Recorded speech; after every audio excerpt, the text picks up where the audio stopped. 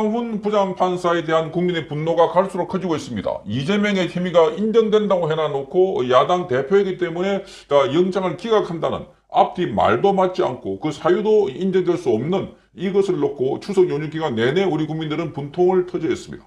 자, 이 판사 한 사람이 일방적으로 자의적으로 재량권을 너무나 확대해가지고 분명하게 죄를 짓고 우리 사회에 커다란 파문을 일으키고 있는 당사자를 그저 면죄부를 줬다는 겁니다.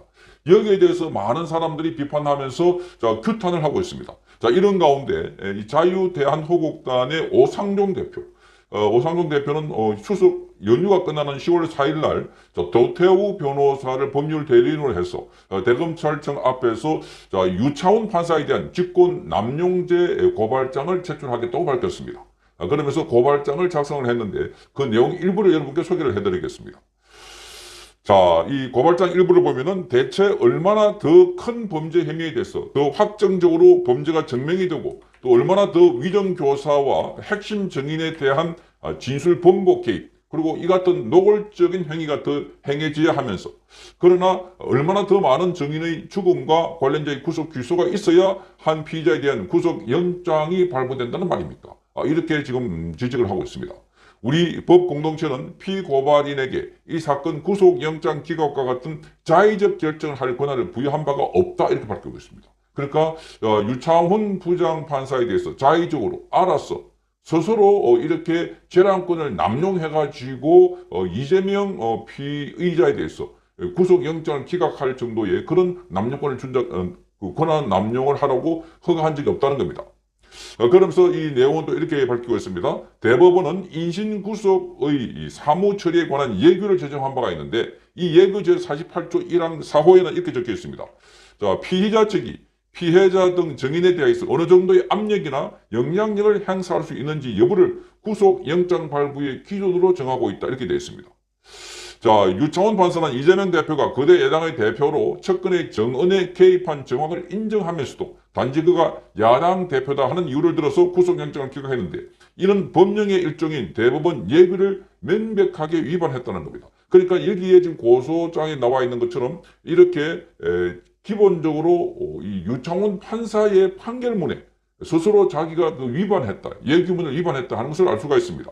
그 예규를 다시 한번 보면은 피의자 측이, 즉 이재명 측이 피해자 중 증인에 대하여 어느 정도의 압력이나 영향력을 행사할 수 있는지 여부를 구속영장의 발부 기준으로 정하고 있는데 그런데 영향력을 행사했다 이렇게 판사가 인정을 하고 난 뒤에 그런데 구속영장을 기각했다는 것 자체가 예규를 위반했다는 겁니다. 자, 이래서 지금 이 자유호국당 대표인 오상종 대표는 자, 이재명에 대한 구속영장 청구를 기각한 유창훈 서울지방법원 판사를 자, 형법 제123조 직권 남용죄로 고발한다고 밝혔습니다. 그 적법 절차의 원리에 따라서 엄정하게 수사해달라 이렇게 요구했습니다. 자, 이렇게 되면 그동안 우리 국민들이 지금 이 유창훈 부장판사에 대한 분노가 폭발하고 있는데 이 시민들이 이 SNS상에서 계속해서 유창훈에 대한 처벌을 해달라, 수사를 해달라 이렇게 요구하고 있는 상황입니다.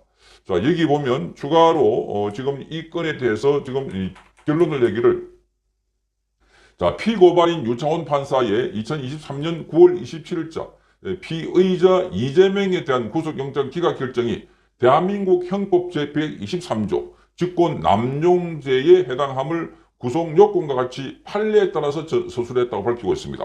그래서 그 범죄 행위에 위중하다 하는 것을 강조하고 있습니다. 법원과 법관 그리고 재판의 독립이 강조되는 만큼 법원과 법관 재판의 책임 또한 이에 상응하게 강조되어야 한다 하는 점을 강조했습니다.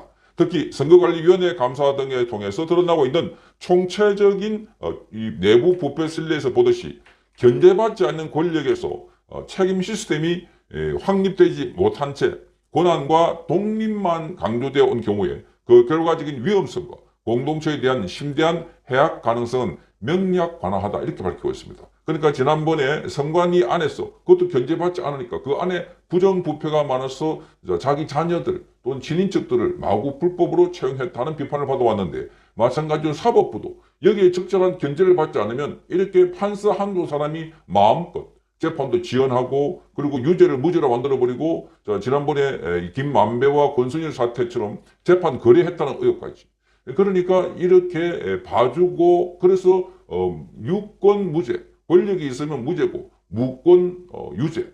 그러니까 권력이 없으면 죄가 되는 이런 상황이 벌어지고 있다는 겁니다. 그러니까 야당 대표라는 이유를 들어가지고 면죄부를 줬다 하는 데 대해서 국민들의 분노가 폭발하면서 지금 유창훈 부장판사에 대해서 이 고소장이 제기됐던 것이었습니다.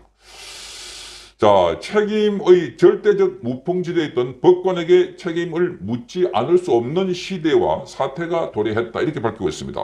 이 문제가 진지하게 반성되고 검토되지 않을 경우에 사법 불신에 따른 무질서, 그리고 사회 해체적 경향의 확산은 폭발적으로 강화될 것이다. 이렇게 경고했습니다. 그러니까 사법 불신에 따른 무질서와 그에 따른 우리 사회가 해체적 경향의 확산, 그러니까 사회 전반적으로 지금 해체 경향을 보이고 있습니다. 뭐 그냥 사적으로 보복하려고 하고 있고 공격하고 있고 좌표 찍어서 공격하고 있고 대표적인 경우가 바로 이 개딸들이 아닌가 하는 생각입니다. 그러니까 사법부가 더 이상 위 권위가 없고 힘을 발휘하지 못한다면 자 모든 사람들은 그야말로 무방비 상태에 노출되어 있고 힘센 사들의 그야말로 천국이 될 것이다.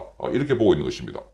그래서 피고발인 이재명은 어느 대형 참사 못지않은 대형 사고를 우리 사회에 저질렀다. 이렇게 비판하면서 반드시 헌법의 원리와 법 질서의 이념에 따른 엄중한 수사와 문책의 과정이 법 절차의 원리에 따라서 이루어져야 한다. 이렇게 강조했습니다.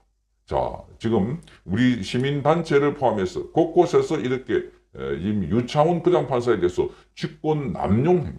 자, 우리 누구도 이 공동체가 그렇게 유죄가 있는데도 불구하고 마치 무죄인 것처럼 자, 영장을 기각하라 하는 권한을 준 적이 없다는 겁니다. 그러니까 직권을 남용해가지고 이재명에 대해서 그러니까 그 이재명이라는 사람은 우리 국민들이 공동체 모두가 경험했고 알고 있듯이 너무나 많은 범죄를 저질러 왔다는데 그런데 거기 온갖 쇼를 해가지고 뭐 단식 쇼도 하고 또 병원에 입원 쇼도 하고 링거를 안 받은 것처럼 링거에 영양수액도 하고 또 본인 앞에 가서 업소도 하고 그러니까 이런 이 쇼를 통해 가지고 자신의 죄를 뒤집거나 그리고 무마하려고 했을 때 그거 엄중하게 객관적인 자세로서 끝까지 독립적이고 이렇게 공정한 자세를 유지해야 될 판사가 거기에 한 통성인 것처럼 이렇게 해서 봐주는 듯한 이런 판결을 내렸다는 데 대해서 우리 국민들이 분노를 하고 있습니다.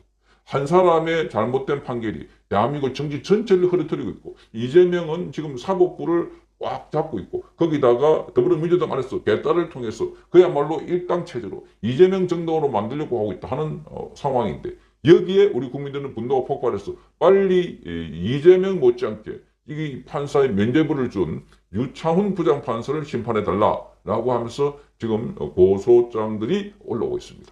자, 이러니까 지금 많은 사람들이 여기에 동조를 하고 있습니다. 자, 빨리 처리해라. 빨리 처리해서